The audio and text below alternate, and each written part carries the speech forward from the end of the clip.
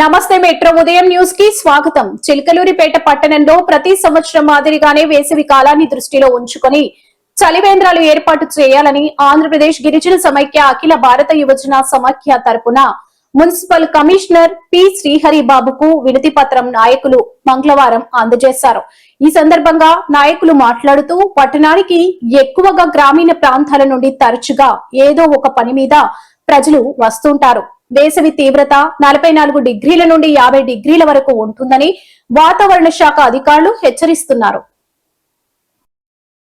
కావున కళామందిర్ సెంటర్, అడ్డరోడ్డు center, Viswanath center, NRT సెంటర్లలో చలివేంద్రాలు ఏర్పాటు చేయాలని మున్సిపల్ కమిషనర్ ను కోరారు. చలివేంద్రాలు ఏర్పాటు చేసి ప్రజల యొక్క దాహర్తిని తీర్చాలని తెలిపారు. ఈ విషయమై కమిషనర్ మాట్లాడుతూ సంబంధిత శాఖ అధికారులతో మాట్లాడి వారం వ్యవధిలో చలివేంద్రాలు ఏర్పాటు చేస్తామని నాయకులకు కమిషనర్ తెలిపారు. ఈ కార్యక్రమంలో గిరిజన సమైక్య రాష్ట్ర సహాయ కార్యదర్శి బి శ్రీనాయక్, అఖిల భారత యువజన సమైక్య పట్టణ కన్వీనర్ బి రాంబాబు పాల్గొన్నారు.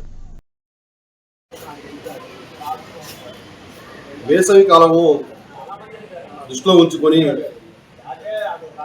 ప్రతి సంవత్సరం మాదిరిగానే ఈ ఏడాది కూడా మున్సిపల్ కార్యాలయం నుంచి అధికారికంగా చలివేంద్రాలు ఏర్పాటు చేయాలని చెప్పేసి గిరిజన సమైక్య నుంచి, అదేవిధంగా అఖిల భారత యువజన సమైక్య నుంచి గౌరవ మున్సిపల్ కమిషనర్ గారిని రావడం జరిగింది. ఎందువల్లంటే సుదూర ప్రాంతాల నుంచి, గ్రామీణ ప్రాంతాల నుంచి ఎక్కువగా చిలకలూరిపేట పట్టణానికి ప్రజలు వస్తుంటారు.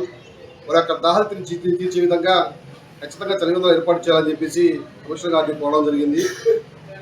కమిషనర్ గారు ఒక వారం వ్యవధిలోనే సంబంధిత అధికారులతో మాట్లాడి చలివేంద్రాలు ఏర్పాటు చేస్తామని చెప్పేసి తెలియజేశారు. ఈ సందర్భంగా కమిషనర్ గారికి మా సంఘాల తరఫున ప్రత్యేకమైన కృతజ్ఞతలు తెలియజేస్తూ ఉన్నాం. అదేవిధంగా వాతావరణ శాఖ కూడా 45 డిగ్రీల నుంచి 50 డిగ్రీలు ఉష్ణోగ్రత ఎక్కువగా ఉంది, బయట ఎక్కువగా ప్రజలు తిరగవద్దని చెప్పేసి హెచ్చరిస్తూ ఉన్నారు. కాబట్టి సాధ్యమైనంత వరకు త్వరగా చలివేంద్రాలు ఏర్పాటు చేస్తారని చెప్పేసి మేము ఆశిస్తూ ఉన్నాం.